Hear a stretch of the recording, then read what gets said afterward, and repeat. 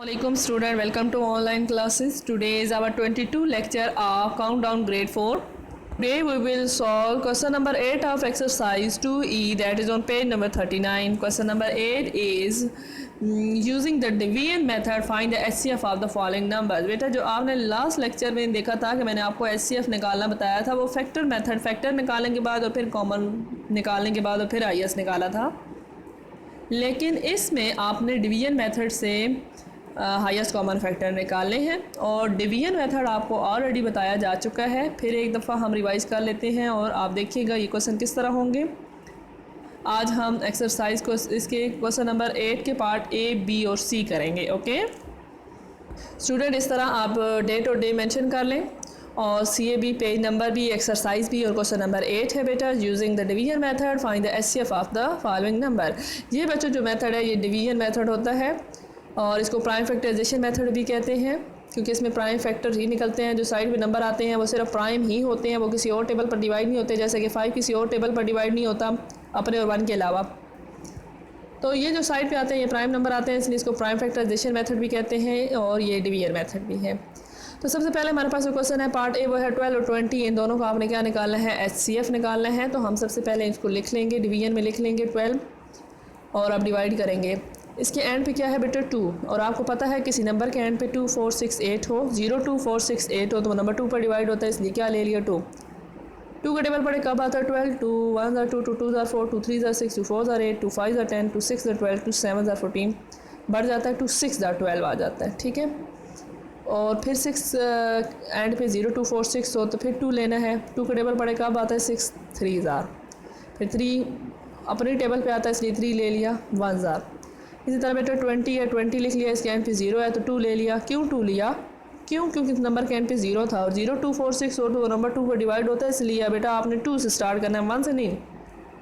पहला prime number 2 है तो 2 से स्टार्ट करेंगे और 2 के टेबल पढ़े कब आता है 20 10 are, फिर इसके एंड पे 0 है, फिर 2 ले लेंगे। 2 के टेबल पढ़े कब आता है 10 5 are, फिर ये 2 के टेबल पर नहीं जाता, 3 पर भी नहीं जाता, 4 पर भी नहीं जाता, 5 अपने टेबल पर जाता है तो 5 ले लिया। 5 के टेबल में कब आता है 5 1 are। अब बच्चों हम 12 के और 20 के फैक्टर लिख लेंगे, प्राइम फैक्टर हैं ये तो इसलिए प्राइम फैक्टर ऑफ 12 लिख लिए, क्या है 2 2 और 3, 2 2 और 3। फिर लिख लेंगे प्राइम फैक्टर ऑफ 20, क्या है 2 2 और 5। ठीक है, अब इनमें कॉमन लेते हैं। कॉमन इनमें क्या है बेटा, कॉमन देखें इसमें ये 2 भी कॉमन है, ठीक है, और एक और 2 भी, 2 2 ऐसे हैं जो दोनों में हैं तो कॉमन आ गया। एक 2 इस सर्कल वाला, दूसरा 2 इस सर्कल वाला, 2 2 कॉमन आ गए।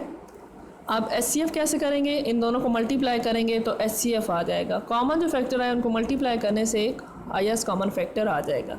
सही है बेटा, समझ आ गई।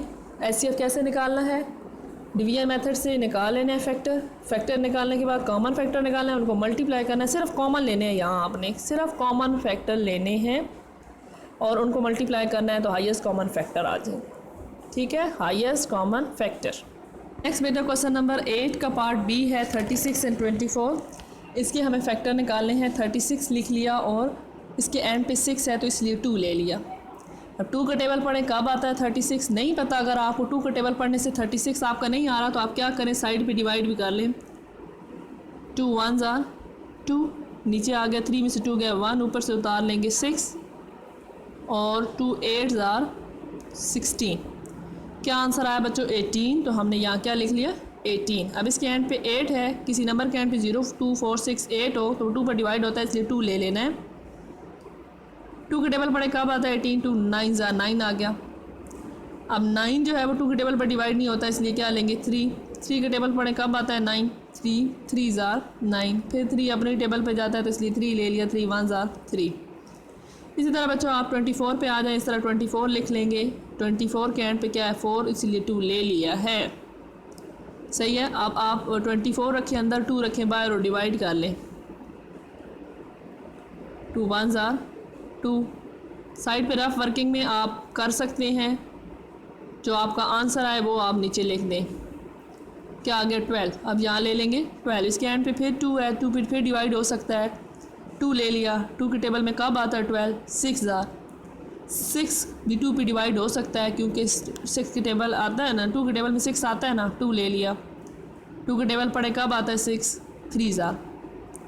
अब 3 के एंड पे 0 2 4 6 8 नहीं है तो 2 नहीं लेना। 2 के बाद अगला नंबर 3 लेना है।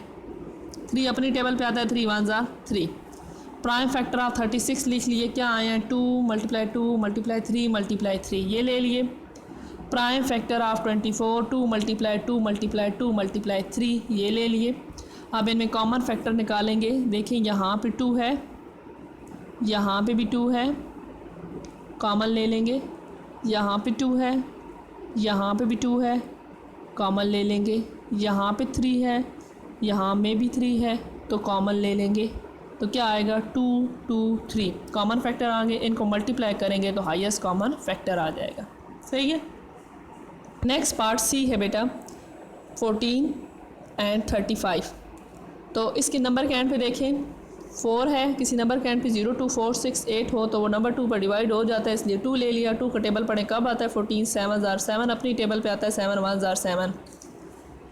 इसमें देखें एंड पे 5 है तो ये सबसे पहले कौन सा नंबर लेते हैं 2 प्राइम नंबर है पहला वो लिया, लेकिन एंड पे 0 2 4 6 8 नहीं है तो 2 नहीं लेना। सही है। 2 के बाद अगला नंबर कौन सा होता है बेटा 3 के लिए इसको चेक करें 5 + 3 8। 3 का डिविजिबिलिटी रूल क्या है, नंबर को प्लस करें। 5 + 3 8 नहीं आता 3 की टेबल में तो ये 3 पर डिवाइड नहीं होता। 3 पर डिवाइड नहीं होता तो इसलिए यहाँ 3 भी नहीं लेना। 4 के टेबल में भी 35 नहीं आता।